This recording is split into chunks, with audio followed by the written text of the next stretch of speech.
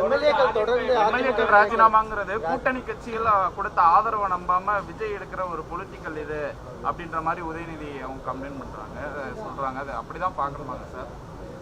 இப்போ ரிசைன் பண்ணுறவங்கள்ட்ட தான் இதை நீங்கள் கேட்கணும். ஏன் அதிமுகவில் உங்களுக்கு என்ன பிரச்சனை, எதுக்காக நீங்கள் பதவி விலகுறீங்க அப்படிங்கிறது தான் கேட்கணும். அதுதான் விவாதிக்கப்படணும். அதை தாண்டி யூகங்களின் அடிப்படையில் இங்கே விவாதங்கள் நடக்கின்றன. அதிமுகவுக்குள் என்ன பிரச்சனை? மக்களால் தேர்ந்தெடுக்கப்பட்ட சட்டமன்ற உறுப்பினர்கள் பதவி விலகும் நிலை ஏற்பட்டிருக்கிறது என்றால் அதிமுகவுக்குள் நிகழும் உட்கட்சி முரண்கள் என்ன என்பதைத்தான் நீங்கள் வெளிச்சத்திற்கு கொண்டு வர வேண்டும். அவ்வாறு இல்லாமல் யூகங்களின் அடிப்படையில் விவாதங்களின் திசைவழிப்போக்கையே மாற்றுகிற முயற்சியில் தொடர்ந்து ஊடகங்களும் இதர அறிவுஜீவிகளும் செய்து கொண்டிருக்கிறார்கள். ஆகவே 6 பேர் இதுவரையில் அதிமுகவிலிருந்து பதவி விலகியிருக்கிறார்கள் என்றால் இது அதிமுகவுக்குள் எழுகிற மிக முக்கியமான ஒரு பிரச்சனை, ரொம்ப சீரியஸாக விவாதிக்க வேண்டிய ஒன்று. எனவே இந்த கேள்விகளை நீங்கள் அதிமுகவினரிடம் வெளிப்படையாக கேட்க வேண்டும். அவர்கள்தான் நாட்டு மக்களுக்கு இதை தெளிவுபடுத்த வேண்டும். இப்போ பள்ளிகளில் சாதிய ஊக்குவிப்பை தடுக்கணும் அப்படின்னு முதலமைச்சர் நேற்று IAS IPS மாநாடுகளில் சொல்லியிருக்காங்க. அதை நீங்கள் எப்படி சார்? அதனை நான் வரவேற்கிறேன். திரு செங்கோட்டையன் அவர்கள் கூட மாணவர்களுக்கான அடையாள அட்டை வழங்குகிற போது சாதியையும் ஒரு தரவாக, அதாவது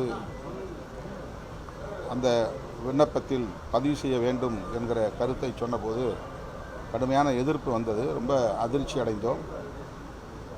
தற்போது அந்த முயற்சி கைவிடப்பட்டிருக்கிறது என்று நான் நம்புகிறேன். முதலமைச்சர்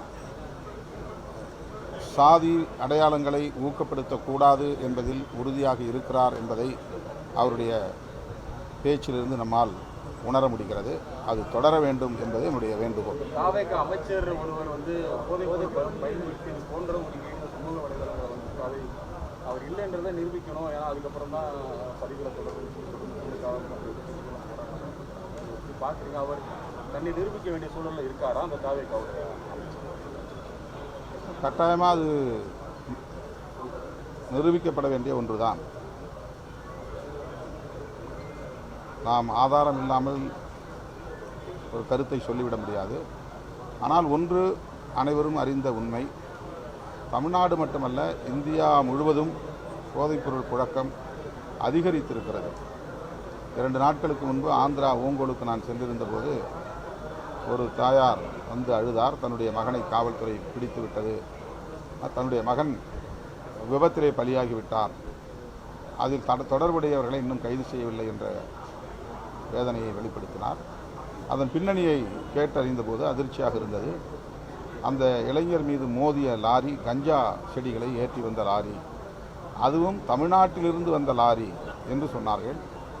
பாதிக்கப்பட்ட குடும்பம் தமிழ் பேசுகிற குடும்பம், ஆனால் ஆந்திராவை சார்ந்த குடும்பம்.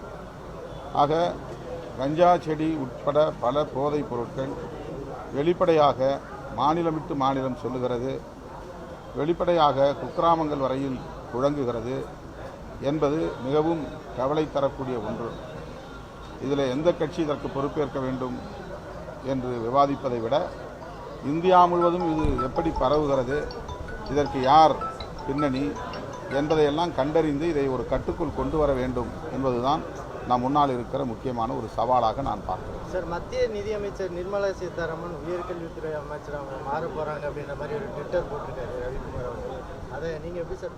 அது பற்றி எனக்கு ஒன்றும் தெரியல. பிளே ஸ்டோர் மற்றும் ஆப் ஸ்டோரில் இருந்து பாலிமர் செயலியை QR கோடு மூலம் பதிவிறக்கம் செய்யுங்கள். செய்திகளை உடனுக்குடன் பெறுங்கள்.